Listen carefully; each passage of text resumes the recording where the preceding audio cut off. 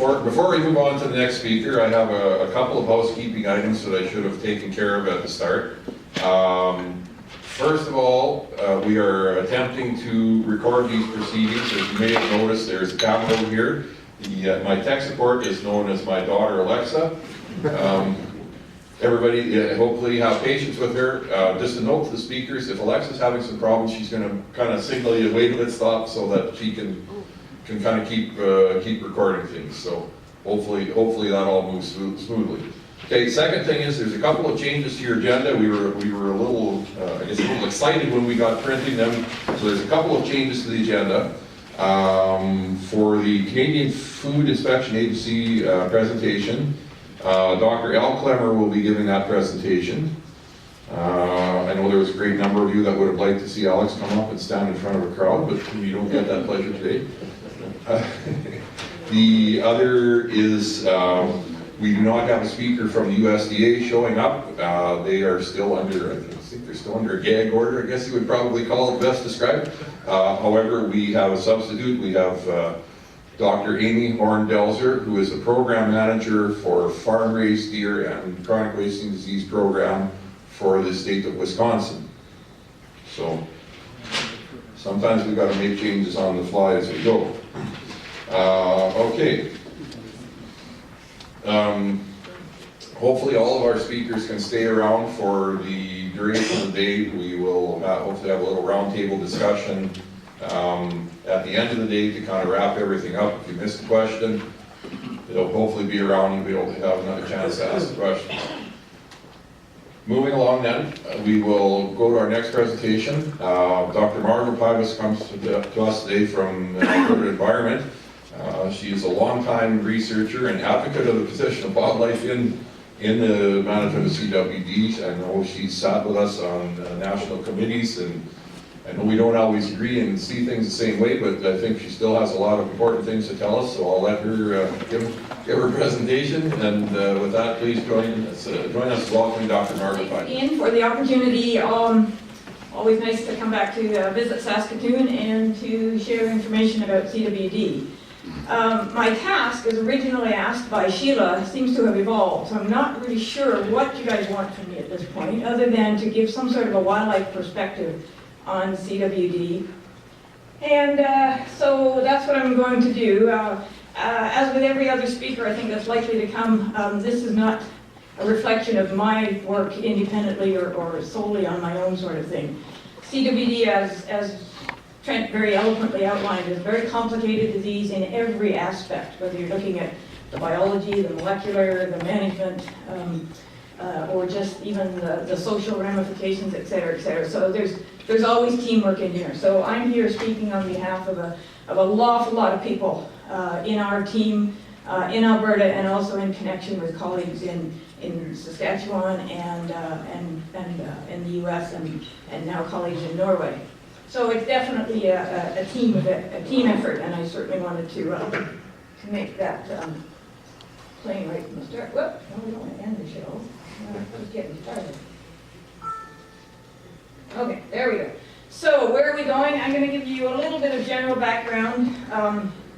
Trent has laid the basics for the disease. I'm going to come at it slightly differently, but anyway, we'll have a little bit of general background, and then I'm going to use the Alberta experience, largely because that's what I'm most familiar with, but I think it also reflects a lot of different aspects of CWD surveillance and management in wild species that have been used to different degrees by various provinces and states that are looking at CWD or trying to address it. And a little bit of some future projections of where wildlife agencies are kind of going with this. So that's the overall. And you saw this map earlier. Well, no, you didn't actually. I noticed Trent's a little out of date. His was December 2016. I got to February 2017. And sorry, Trent. Gotta get up to date. Yeah. So, and the only difference being, again, the dots are CWD as identified in captive cervids, and the shaded areas are CWD as identified in wild populations. And there's a few more dots on the map here and a few more shaded areas reflecting some of the results that came in after December 2016 using our different states and provinces reporting their wildlife surveillance. Again, the overview, again, Trent's gone through this, it's 100% fatal. So why are we interested in this disease from a wildlife management perspective? Because it's 100% fatal in cervids. And, you know, a pragmatic person would say, well, they're all going to die anyway, but this is a premature mortality. We know that when deer are infected with CWD, they're going to be dead at the outside, they're going to be dead within 2 years. So if you've got a free-ranging buck that's 1.5 years when he gets CWD, he's never going to get older than 3.5. So similarly, if it's a doe, they're going to die, or if they get it when they're young, they're going to die and therefore not be able to contribute all the productivity that doe would have produced in her fawns when she was 4, 5, 6 years old. So that's why wildlife agencies are concerned about this, or interested in this disease. I'm not going to say anything about transmission. Trent has given you by far the best overview on that. Relative to what are wildlife agencies doing about this, again, I'm going to use some different examples. In a nutshell, there really is only one jurisdiction at the moment that's got any active management, and that's largely the sharpshooter program, building off their hunter surveillance and then sharpshooting around known infected animals in Illinois. And the others are, it's either a passive program or simply not able to provide any direct management. But again, so at that point, I'm going to switch to going backwards. Let's go forward. So a generic approach in terms of how to structure an effective CWD program. I think, as I mentioned, it started off by saying that it's a team effort. It also has to be an interagency cooperative effort. In our context, or in the context of CWD and wildlife, it's largely the relationship between agriculture and wildlife. And secondarily, the human health folks are kind of watching CWD. At this point, it is not determined as a known zoonotic or a disease that transfers to people. And certainly the World Health Organizations and the Centers for Disease Control maintain that they can find no evidence that it infects people, but there is a recommendation that if an animal is known to be positive, as you folks are well aware, that it is not recommended that that go into the human food chain. State, provincial, national health agencies, they're kind of monitoring CWD from the side, but not directly involved in most of the CWD effort. It also has to be an integration between management and research. And I think we see this well reflected in both Saskatchewan and certainly in our Alberta context, where it's an adaptive sort of thing. You put collars on and there are contact rates. How can that be reflected in how we might change our hunting strategies or hunting seasons, if it's timing of when animals are grouped up or are congregated and when they're not? And so this very tight connection between management and research, I think, has been fairly well demonstrated across the board with regards to CWD, far better than many other diseases and situations that we come across. There's also a component that acting sooner is likely to be more effective than acting later. I drove over here with Dr. Evie Merrill from one of my research colleagues from the U of A, and she had a comment in the truck last night that reminded words of Beth Williams resonate for many of us. And one particular comment that Beth made was that if you detect CWD, you need to be well, I've forgotten the words exactly, but you need to you get on it quickly, you act aggressively, because you probably only have a fairly short time window when you can really be effective at changing the direction of how that disease is going to move into your populations. So act sooner. So my more lay version of that is act sooner rather than later, and be aggressive with whatever action you're going to take. Another really critical component is to have ongoing surveillance. If you're not documenting with reasonable sample sizes to know, and consistent sample sizes and a consistent approach across the years, Only then can we sort out things like, whether, is it spreading, or is it simply because you're changing your detection technique? Was it there always, or is it something that indeed is new on the landscape and has distinct patterns to how it's spreading or how it's moving into or among populations? Most of the surveillance done by wildlife agencies focuses on using hunter kills. These animals, so we have this large mortality event that happens across the continent, primarily November, for our hunting seasons are primarily November.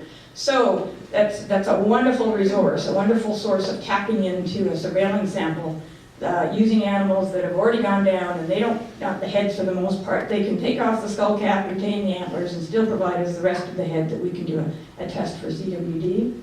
So hunter kills are critical in any kind of wildlife surveillance program, but also, again, as Trent mentioned, the clinically emaciated animals that can be seen at any time of the year, reported at any time to a Fish and Wildlife Agency, and most agencies, most state and provincial agencies now will respond to these situations and get out and try to collect those animals and get them tested and determine, is this guy emaciated because he's got pneumonia, or does he have CWD? So clinical emaciated. And also there's a role here for looking at roadkills. Some of the West Virginia comes to mind, where their entire wildlife surveillance program is based on looking at roadkills. But my God, they've got like 40,000 roadkills annually, given the number of deer and the number of vehicles. Far exceeds anything. But even in an Alberta or a Saskatchewan context, looking at those roadkills, and whether it's an increased susceptibility, an animal that's in the later stages just isn't as responsive, as reactive, doesn't get out of the way, that you can definitely use roadkills as a further component. The clinically emaciated, I'm going to come back to this, in that if you're looking for CWD in a new area, chances are it shows up first in these clinically emaciated. In our own context, we started our wildlife surveillance on hunter kills in 1998, but didn't detect CWD until 2005, and that was a clinical case. That was a skinny deer wandered into a farmyard. So again, looking at your clinical cases is certainly a very important component, particularly if you're in a jurisdiction that has not yet detected CWD. So we would encourage Manitoba, for example, and BC, to be, and they are definitely looking at these emaciated animals as a window to, perhaps a better window to go looking for CWD. In addition, they're doing hunter surveillance too. Another critical component of any kind of program for CWD, whether it's farm cervids or wild cervids, as we all know, is education. Education, education, education. There is so much misinformation, misunderstanding about this disease. And in a broader picture, my role as provincial wildlife disease specialist for Alberta is to put disease in context. Disease is something that a lay audience choose my word too, fanatic, anybody who doesn't like something that's going on, some kind of program, can just throw out the disease card. Well, but it might facilitate disease, or it might be a disease risk. We shouldn't do that because it might be a disease risk. 9 times out of 10, when you hear that in that broader context, you say, well, what disease risk would that be?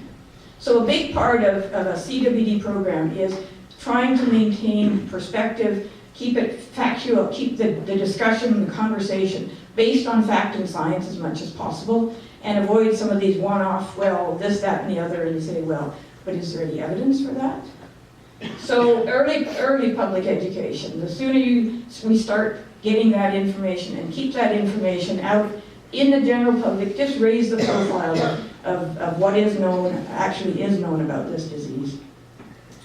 With any disease management or control program, it always has a base component of risk evaluation, identifying the various risk factors and doing a rigorous risk evaluation and then updating that as you get new information. And again, this is the marriage of management and research again that drives your risk evaluation, that then drives whatever your subsequent actions might be.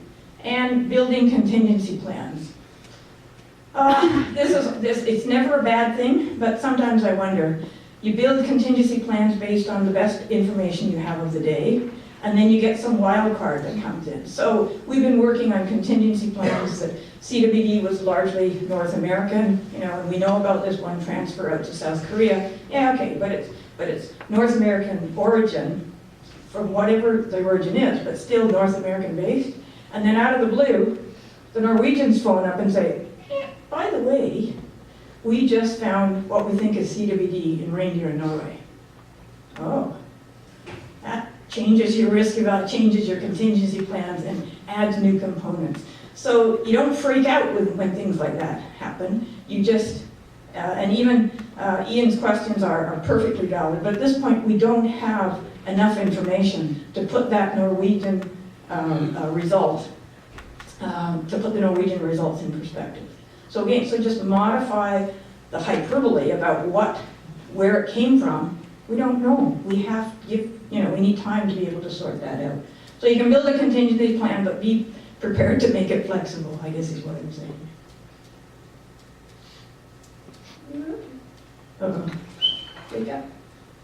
Okay, so now what I'm going to do is switch to the actual Alberta experiences with these. And again, keep in mind that, yes, I'm going to talk specific to Alberta, but many of these approaches or patterns that we're going to talk about have also been seen to different degrees in other jurisdictions or are programs that have been taken to different aspects in other states or other provinces and states. So, trying to follow the words of wisdom from folks like Beth Williams, early response. I mentioned that we began our surveillance in wildlife in 1998, and that was prior to having any cases of CWD in the wild anywhere in Canada.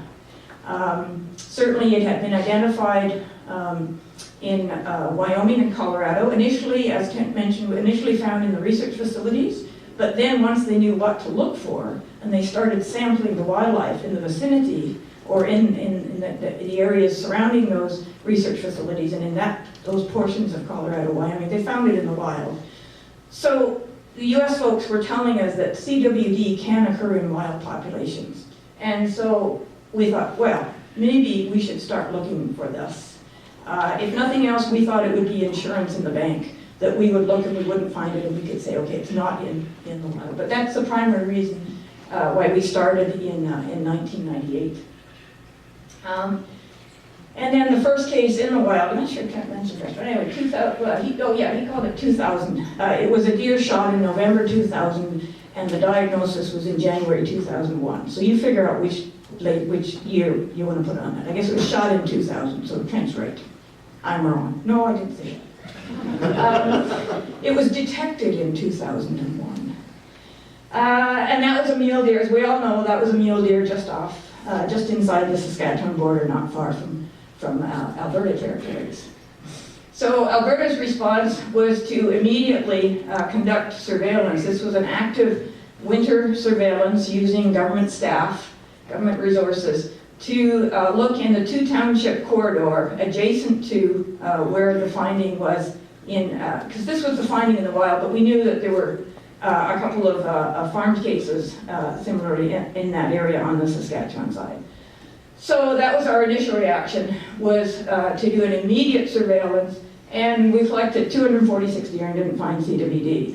Okay, well that's a good start, but again, it's not enough. So we built on that and focused or really encouraged additional hunter surveillance in this area starting at that time period. And then we got basically 1,000+ heads each year after that. And still did not detect CWD until 2005 in the wild in Alberta, and it didn't come from this area.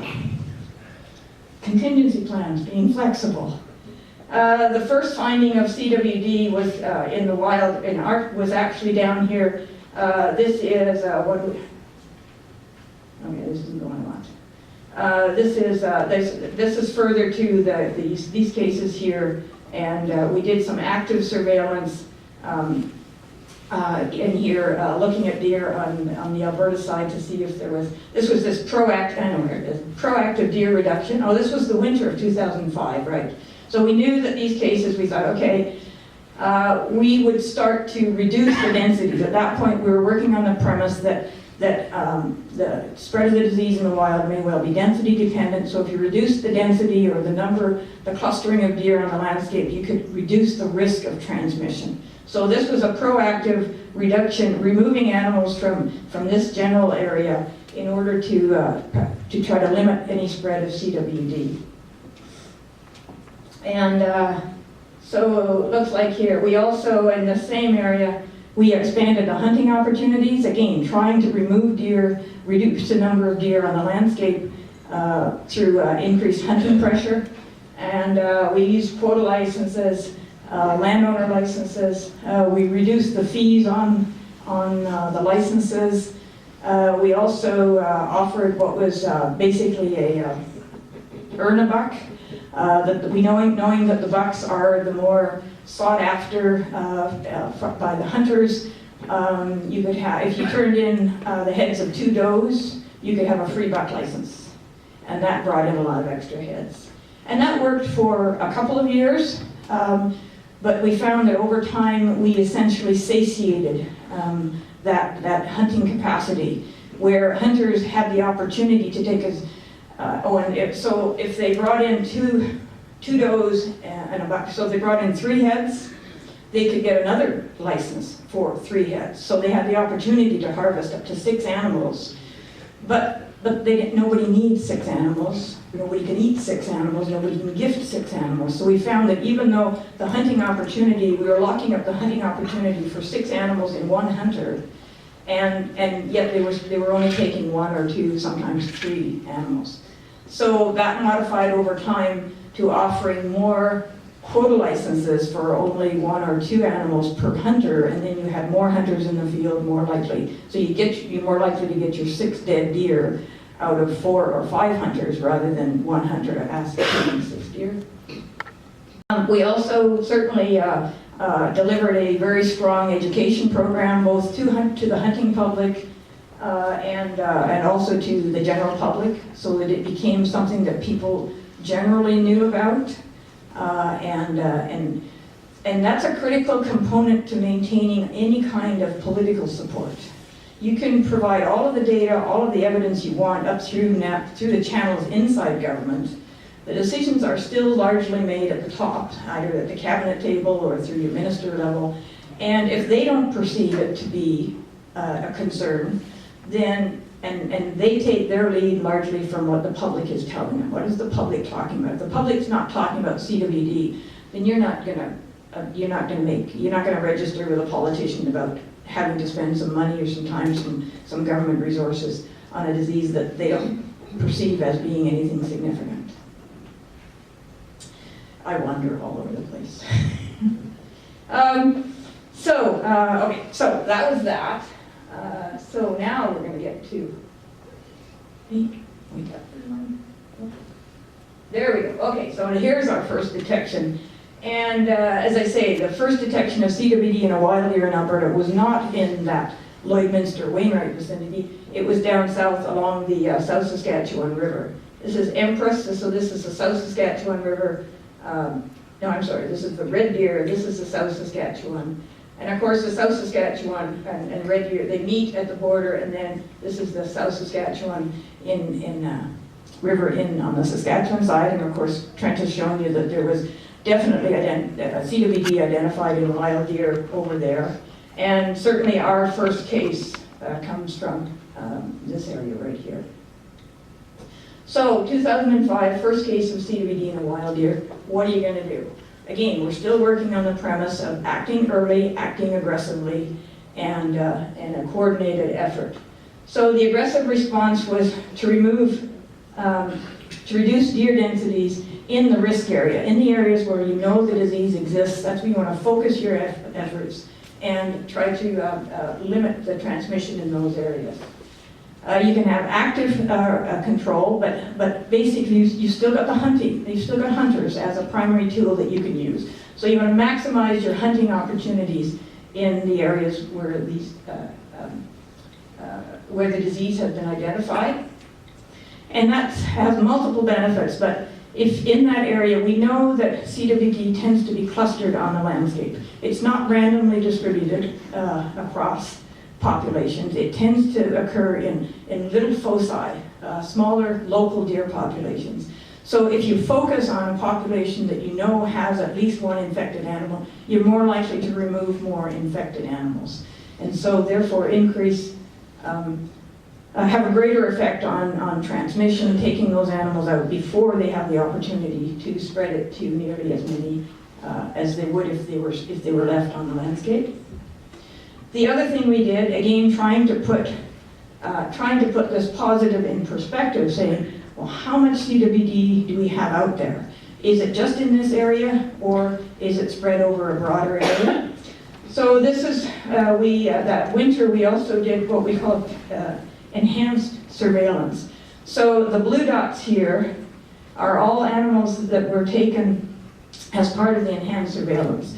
So we know that CWD has a tendency to occur along primary river watersheds. So we went upstream on the red deer to see if the disease, was it just localized here, or was it indeed spread further? If it was going to be spread further in Alberta, we should find it by looking in deer along the river valley. This is the primary wintering area, primary concentrations, so that would be the place to look to see if we had it. We also did the same thing on the South Saskatchewan, where we went upstream on the South Saskatchewan, just looking to see if we could find any evidence or how far CWD had invaded into the province. And these were all negative. These were all negative.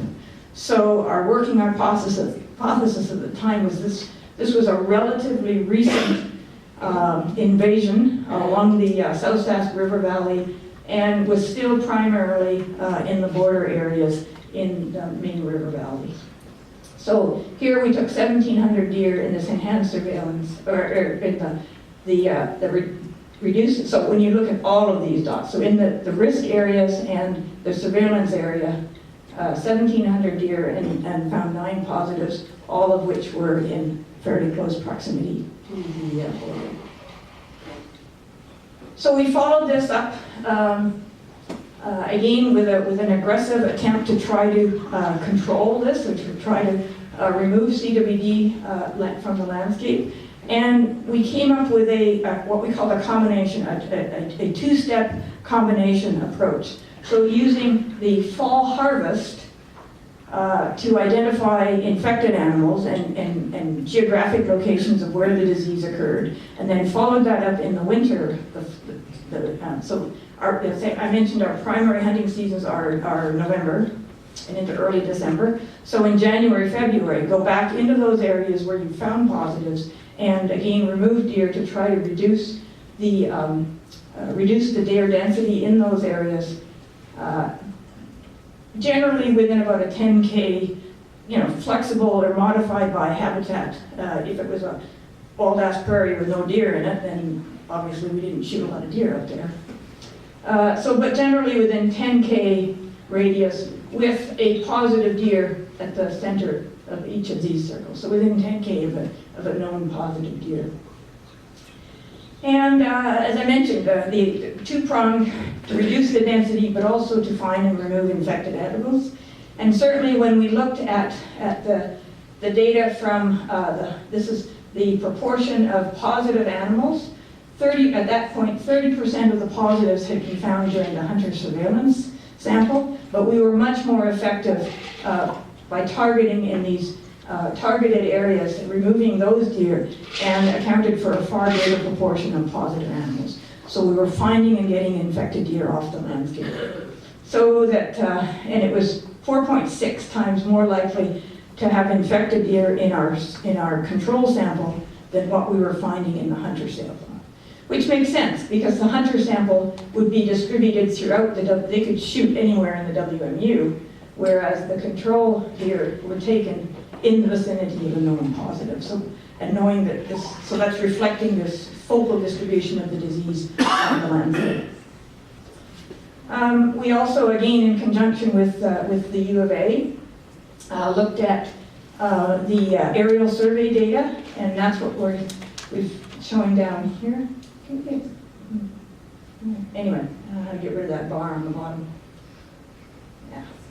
So this is 2007 in blue, 2008 aerial survey data. And you can see that in the areas where there was no winter control or no active removal, that populations increased from 2007 to 2008. And in the two study blocks where there had been winter control action applied, that definitely we see a decrease in the density of deer on those study blocks. So we felt we were effective in reducing the density and removing infected, which were our two primary goals of that program.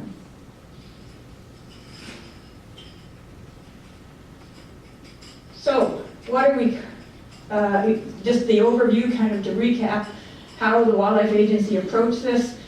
We've had ongoing harvest surveillance now since 1998 when we do our, just dawned on me the other day, when we do our 2018 hunter sample, that will be 20 years of contiguous or consistent continuous CWD surveillance. Since 98, we've tested over 60,000 heads. We also introduced a mandatory submission along our, within the risk areas, along the border areas, so that it's mandatory for deer harvest only. So this does not apply to elk or mule deer or moose, but it was mandatory for deer submission. Now, having said that, it's not anything we would enforce, and it's not. It's the reason we came up with the mandatory designation for hunter kills in those areas was, one, to put the government on record as saying we believe this is a significant disease that we need to pay attention to. So therefore, we want to populate the surveillance the best way we can. And it also helps us maintain our sample size. Because we know every hunter out there is not, we know that we're not getting every dead deer that's shot in those areas, and we don't want every dead deer because that would overwhelm our lab system. But it does allow us to maintain, we're getting between 4,000 and 5,000 heads every year, which, when you do the statistics, allows us to get a pretty valid look at what the disease is doing to determine whether it's spreading and whether it's increasing. So, okay, 3,000 to 5,000 heads annually, and the program costs us about $500,000 for our fall surveillance. To summarize the targeted winter herd reductions, we did it for 4 years, starting in 2005, 6, 7, and 8. We removed about 7,000 deer, and those were emergency funds that accumulated, cumulatively were approximately $3 million that was expended on trying to focus in and determine the extent of CWD in our wild populations. The current program, as we deliver it now and as we have delivered it since 2008 when the control actions were discontinued, we are simply, it's a surveillance program. We're documenting the spread and we're documenting the increase. So it's a combination of the harvest surveillance, and we always have the ongoing clinical surveillance in the background. So current status, as of, this is March 20th, so we haven't quite finished all of our 2016 heads yet, but this is the bulk of includes the bulk of the 2016 data. So in total, since the first one in 2005, we've detected CWD in 592 wild cervids. By far the majority in mule deer versus whitetails. And this is not a hunter biased, it's not a biased sample saying maybe we're testing more mule deer, that's why you're finding more. The data that really underscore that are the control data, where we basically removed whitetails and mule deer, whatever came into our sites, they were collected. And even in that sample, there's a much higher proportion of CWD in mule deer than there is in whitetails. So we definitely believe that mule deer are driving this disease in our ecosystem, in our landscapes anyway. And that's what's showing up in whitetails may actually be spilling over almost from the mule deer. And Trent certainly provided one example of, a CWD mule deer comes through, and then a whitetail comes through and perhaps picks up or contacts that animal. And so we think it's spilling over into whitetails. Now, having said that, we do know that in other jurisdictions, of course, the disease can be maintained in whitetails in the absence, because what's happening in Wisconsin, they don't have any mule deer, so that's strictly whitetails that are maintaining CWD in wild populations. So it can occur driven in by whitetails in other jurisdictions. We're just saying in our landscapes, in our ecosystems, it looks like it's mule deer rather than whitetails. And also this intriguing difference between the proportion of males and females that are infected, tending to be like 3 times more likely to occur in males, and certainly older males, than in younger males, or certainly more likely than in the females. And don't ask me why, because we don't really know why. We can ask me, but that's the answer. We have also seen spillover now into one moose right here, right in the middle of one of the deer clusters. That was a roadkill moose sampled in, are we done? Okay. In 2012. And we also have detected our first case in a wild elk in Suffield. And similarly, Saskatchewan has identified it in both moose and a few wild elk, in areas where it's well established in the deer population. Okay, we talked about that. Well, actually, I do want to talk here, because a point that Trent made, that I'm going to offer him an alternate explanation. In that what we see, actually while we're doing this, no, I got something else coming up. Anyway, that is definitely, this is all the Battle River watershed, this is the Red Deer watershed, and these are tributaries off the Red Deer and the South Saskatchewan watershed. And those watersheds tend to be largely clay-based.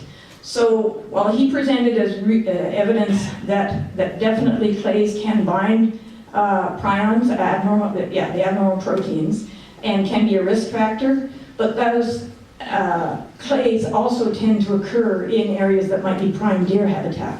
So it could still be a reflection of not so much driven by what's in the soil as what's happening above the soils in terms of deer use and deer distributions and behaviors on top of clay soils.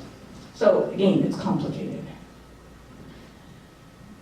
Very quickly, this is looking strictly at the hunter surveillance data, that in the years when we were conducting active control programs, the prevalence, so this is the proportion of hunter infected animals, was stayed the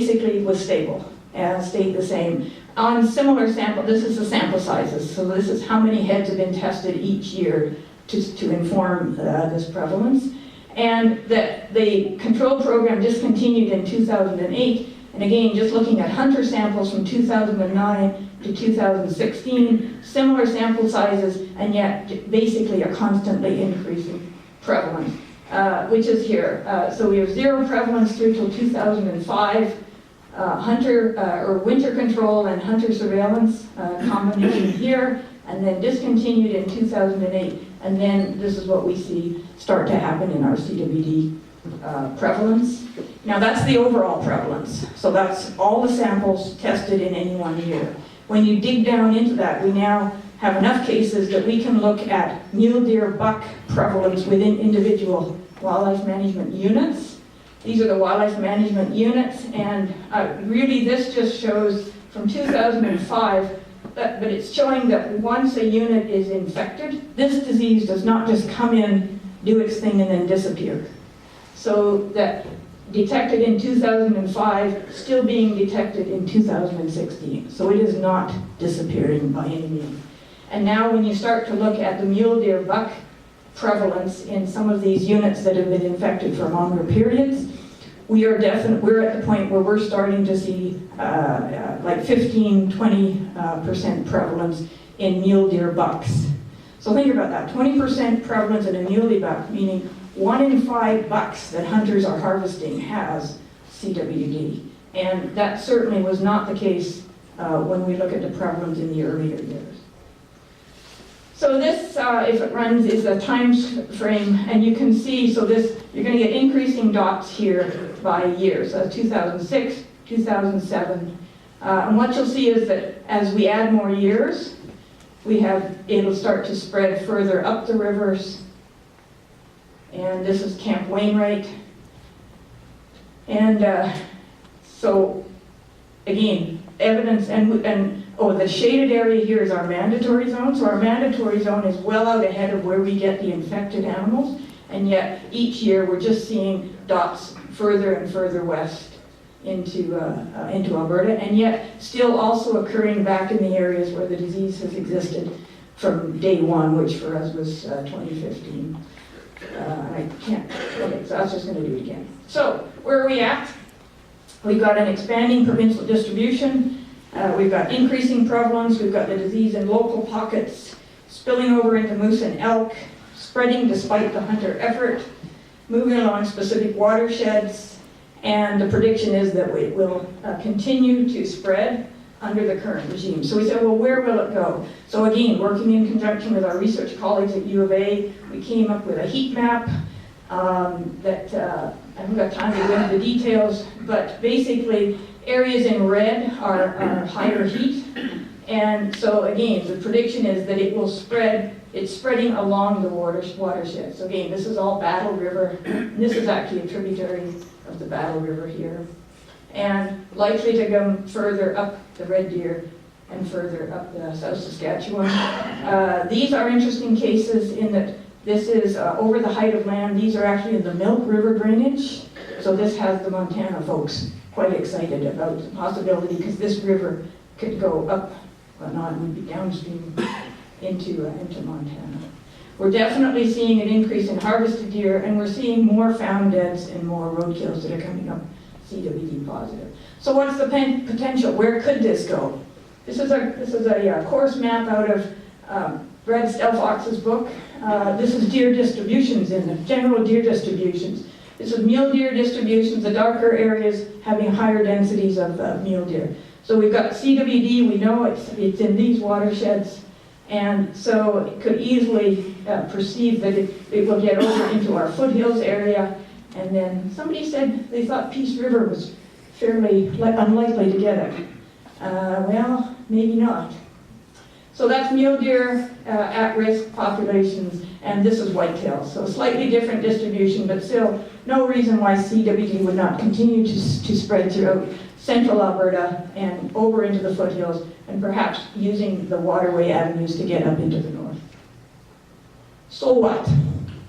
So what? So we've known from day one, with work done by Mike Miller and colleagues in Colorado, that theoretical models predicted that over time, over the long time, like this is over decades and decades, that you would see a decline in local populations and loss of some local populations.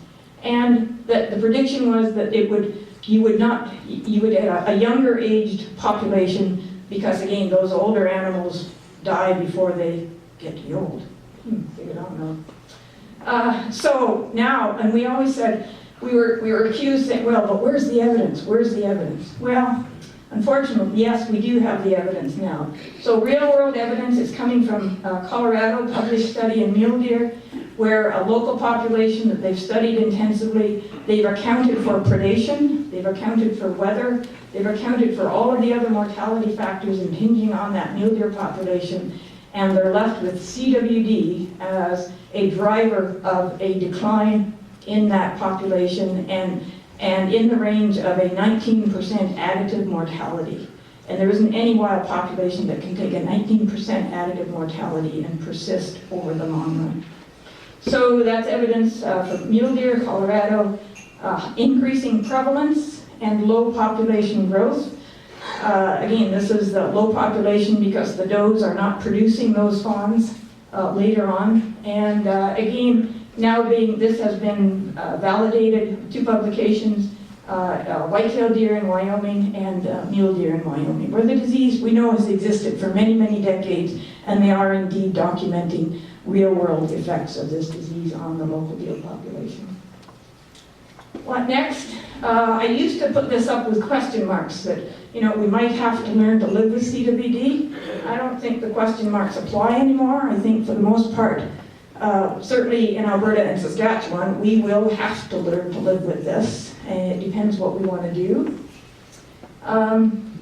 That currently in Alberta, we will expect an increase, and we will expect long-term declines and younger populations, and is that something we want to live with? Maybe we have no choice.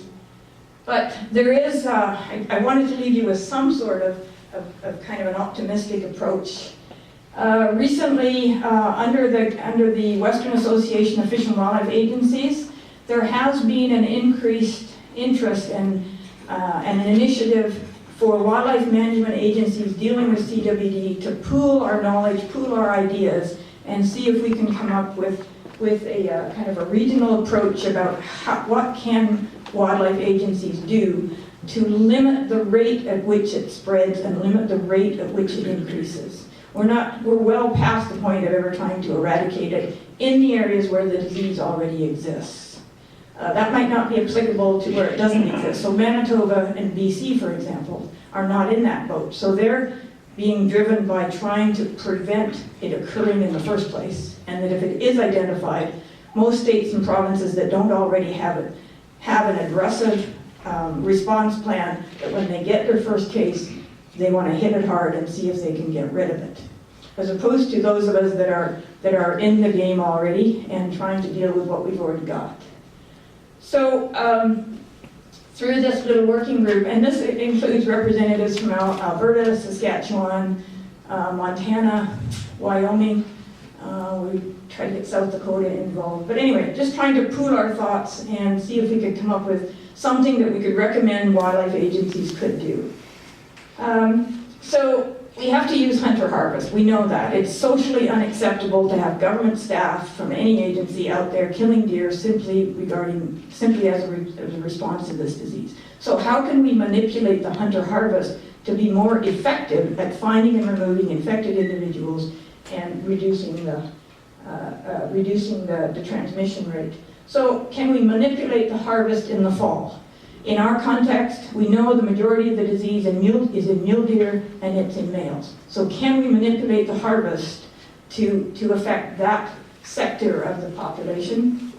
And we also think that some of the most effective time to be removing those animals is in the wintertime. So can we look at limited use of winter quota hunts that would focus on clusters of deer, because we do believe that winter clusters are part of what's driving the transmission rate. So if we can come up with harvest regimes that in the fall and combined with a winter component, and then similar, following up on what Trent was talking about earlier, can we address these concentrating factors?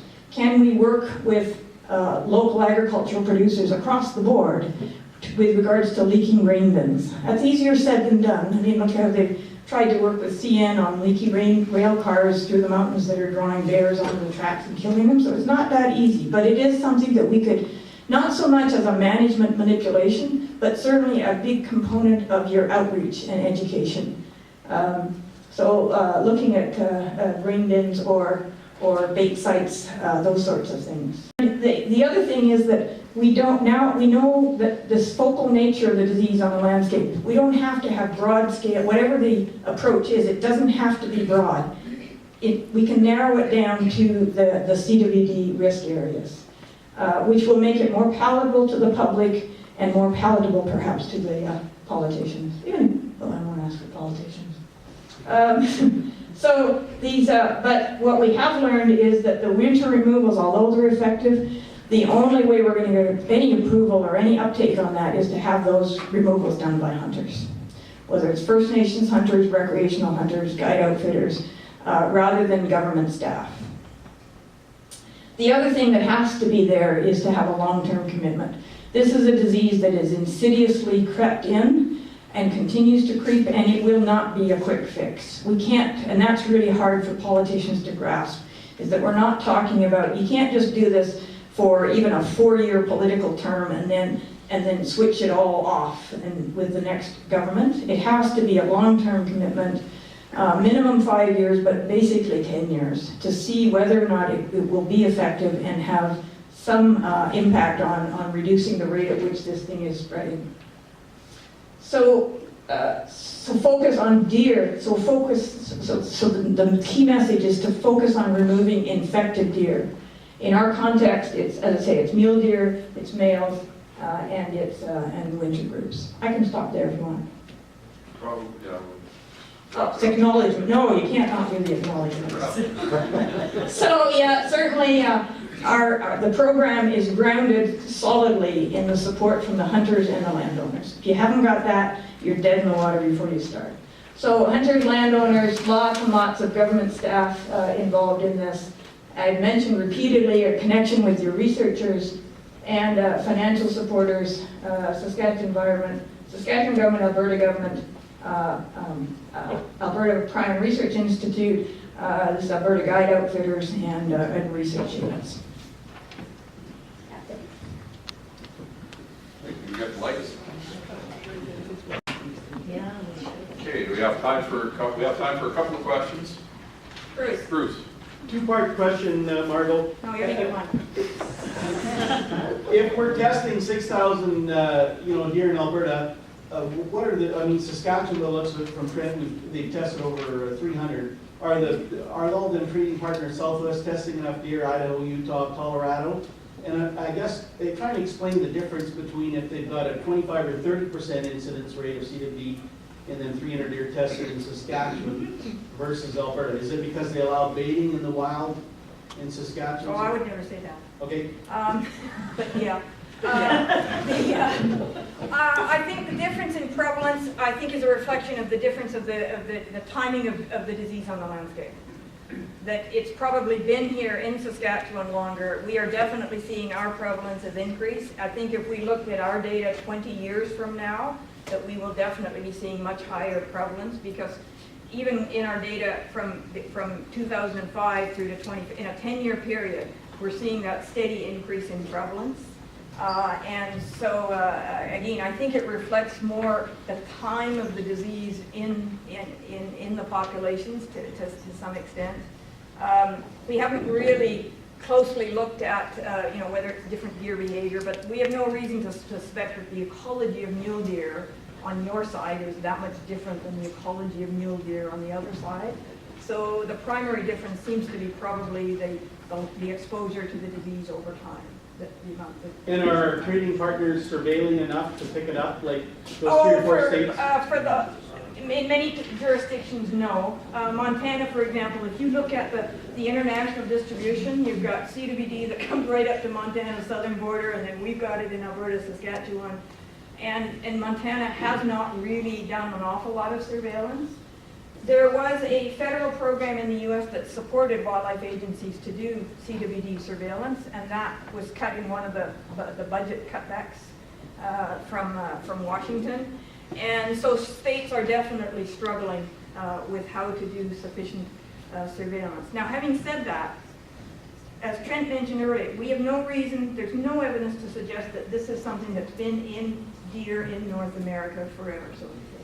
So then you rely on your risk evaluation. What are the risk factors? And focus your surveillance at least based on those risk evaluations.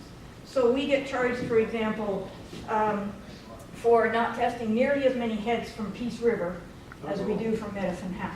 Margo, can you use the mic, please? Sure, sorry. Oh yeah, you're taping it. I'm not going to repeat all that. You should be good. Remember it anyway. Peace River, Medicine Hat. Because when you look at the risk evaluation, there isn't any known risk factor that would cause you to use your limited time, your limited resources, your limited staff and funds, focusing on testing a whole lot of deer from Peace River where you're not likely to find it.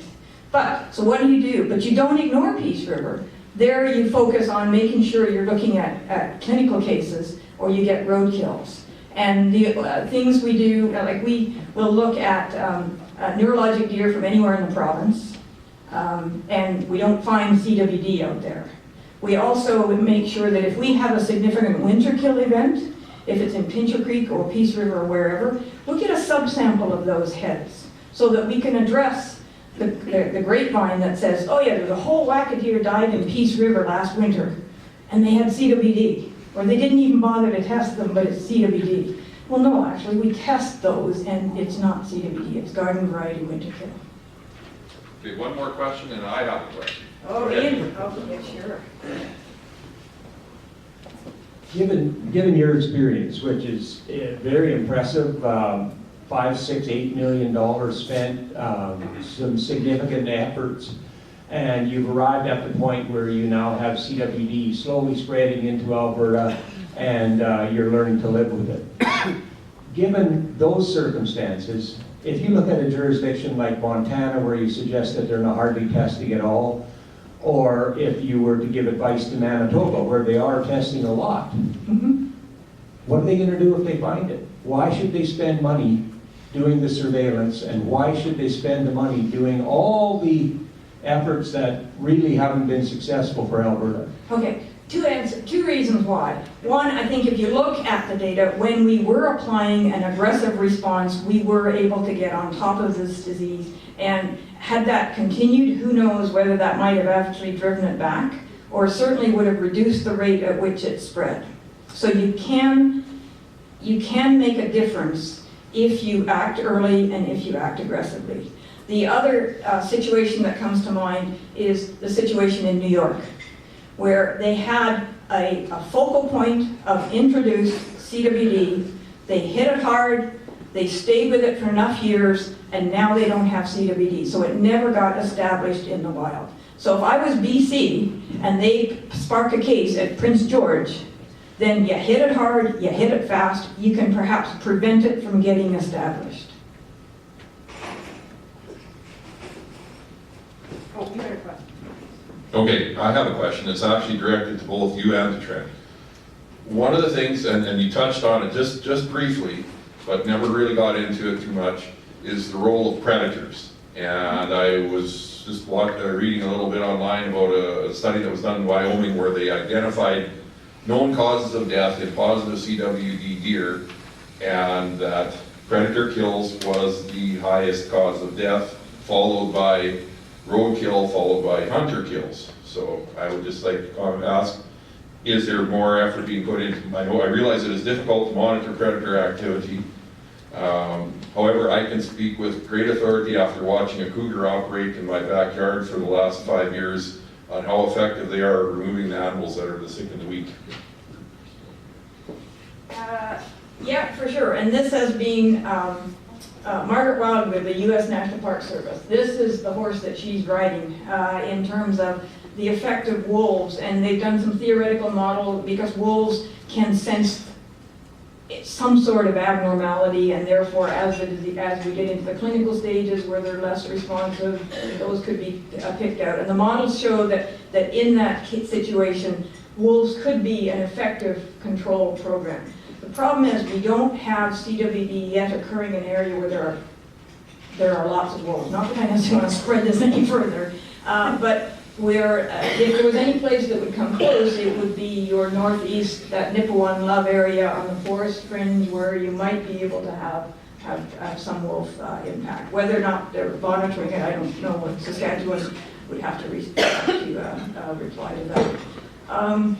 The other one was a really interesting one in cougars, because cougar populations, I don't know what they're doing over here, but in Alberta, cougar populations are exploding. They're expanding all across the province in increasing numbers. So we are seeing more and more cougars in our CWD areas, and whether or not we can detect them starting to have an increased predation effect. Right now, the coyotes aren't doing it, that's for sure. I live 250 miles southeast of here, and I've watched one, like I said, had the fortune or misfortune of watching this animal operate, so I know what they know. Yeah. And they're smarter than any other test Yeah, method. very effective at what they do. Did you want to add anything to that? No, I just had a comment about the question of value of surveillance.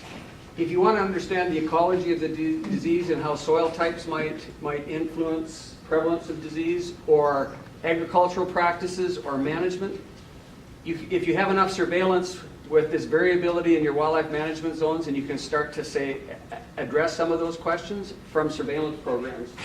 The problem with not enough samples coming in Saskatchewan is we can't address some of these issues. So I know it's expensive, but there's things to learn from prevalence data over time from hunter surveillance.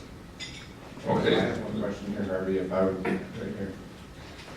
You know, what, we talked about, I think we kind of talked a little bit about the rate that CWD is spread through the predators that are eating these sick animals. So with the movement of the cougars right out through the province, feeding on sick animals and moving amongst, you know, basically across Western Canada and probably down to the state, at what rate are they moving the disease? Is there any studies that show that would relate to that? And then I actually would like to add to that, this past spring, they talked about, you know, agriculture and domestic animals and how they could possibly be moving the disease. And that would be through feeding, through feed and through hay and through other things in the transfer of us, how we sort of move things around. And actually CFIA had actually tried to put a stop to screening moving out of Saskatchewan last spring. And of course that was shut down. Is there any way that they're able to address sort of studies that are regulating, how is that happening too? Okay, so the answer would be longer than your question. So I'm going to ask Harvey, do you want to query do they want their break or do they want the answer? You do it in a minute, then we'll have a break. Well, I'd speak specific to the Alberta situation. We really believe that the strong patterns that we see in the data over time imply that this is still, we're in the early phases. We're still largely driven by deer-to-deer contact. And that if things like ravens and coyotes were having a significant effect on transmission of taking it into, then we should be getting a much more diffuse pattern of where the disease is. And it's pretty consistent along the primary river courses, primarily the deer habitat. So my short answer is I do not believe that kind of transmission, while theoretically it can occur, well, and actually it can occur, but doesn't seem to be reflected in the real world data. Can I just comment on that as well? Those scavengers are not amplifying the amount of prion that's being shed. It's basically passing through the digestive tract and small amounts are being deposited in new locations. So then you'd have to have a susceptible host come and be in contact with that feces at that point. So those are low-risk events in my mind. I guess what would be more relevant from a game ranching perspective, you take your deads or you have a dead CWD infected deer outside your fence and you have a crow or a raven that's feeding on that and moving into your feed bunks. That's going to be a route of transmission. I think as spreading CWD under natural conditions, it's a low-risk event, right? It's more likely to be with movement, natural movement of deer infected with CWD. Okay, we'll got lots of. Oh. I just have one quick Okay, comment. a sharp one. Quick question. Just regarding the question about how much testing is going on in Montana, and if there's appropriate testing in Montana to be able to tell if it's there. From 1998 to 2001, they had 17,000 samples. That's more than Saskatchewan has, and we have CWD here, and we've shown that in 367 samples. Those are wild samples, Kath? That's what this table shows. Yeah, I know they definitely have started monitoring along their northern border, because that's their risk area. Oh, that's good. Yeah, okay, good. That's more than I thought was there. Okay, it's good. We're getting lots. Everybody's finding out things that they didn't already know. That's what we're all here for. We'll take a 15-minute break, grab a bit of refreshment, coffee, and our glass of water, and hit the bathroom. Smoke them if you got it. We got to do that outside, and we'll start back in about 15.